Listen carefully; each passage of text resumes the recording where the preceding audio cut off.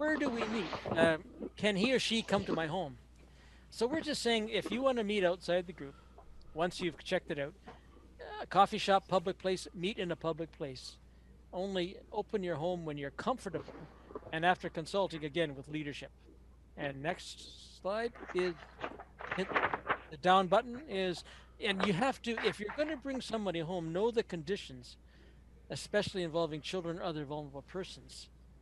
And you need to check with a halfway house before taking the person, your friend, out, especially to your home. So if your friend is in a residence, a halfway house, a community resource facility, CCC, you should know the conditions, and that the halfway house staff knows where you're going.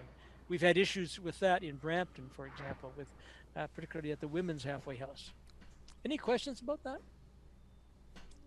Yeah, Harry, how do we know the conditions?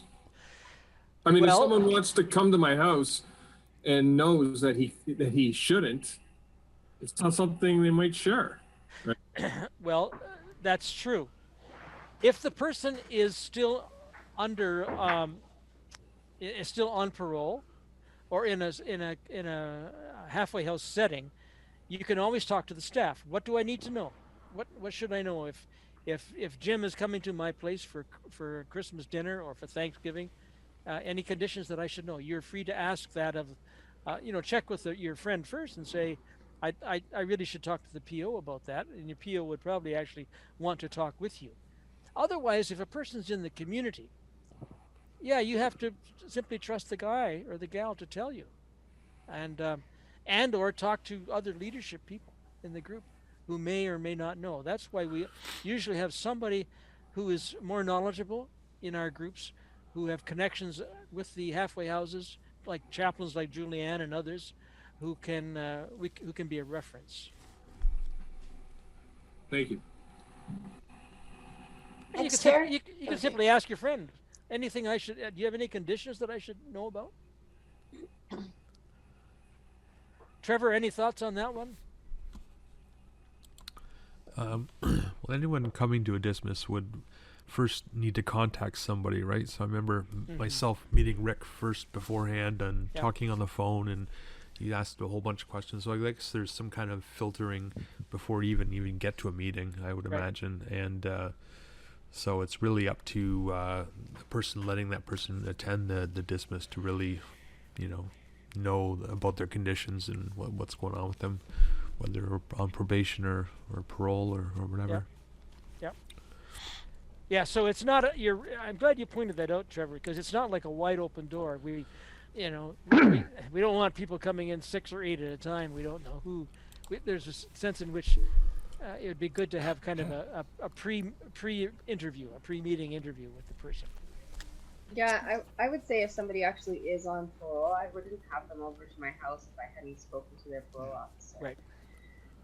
Because they might not even understand, not that they don't understand their conditions, but sometimes they have different ways of interpreting what their conditions are. That's right, yeah. So you don't want to put yourself and the Dismiss Fellowship in jeopardy either, right? Because if you ask your friend, is it okay? And they say, yeah, it's fine. And then it ends up not being fine. Not only does it look bad on you, but it looks bad on the Dismiss Fellowship as well. Exactly. Right? Because the parole officer is like, well, he met this Julianne at Dismiss, and then she invited him to her kid's birthday party, and he went. And they were serving alcohol because it was a backyard barbecue. And it can really do damage to the Dismiss Fellowship. So just be mindful of that. Yeah. Trust but check. Good. Yes. And Ian. the big bottom line for all of it is safety.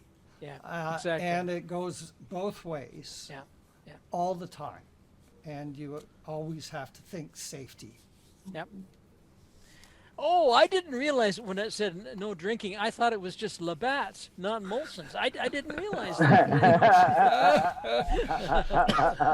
Well, we've had all kinds of interesting stories. Guys come back from barbecues and, they had a piece of rum cake or they, drank out of the wrong cup or, or something like that. So yeah, you really have to be careful of that stuff. And also, just speaking of safety, sometimes putting them in a triggering type environment, like Exactly. maybe just people. For some people that do have a problem with drinking and stuff, sometimes even just those red Solo cups can be a trigger for them. There's not booze in them, but they see those party cups and it can bring stuff up. So just to be mindful of those. Thank you. There's another thing too. I was thinking a couple of years ago, we had a whole bunch of new volunteers at once, and one of them went to hours and hours and hours of trouble to make tiramisu. To That's bring. right. I forgot that. I'll never forget that. And she Oh. started to she killed herself. She put so much work and time and money into it.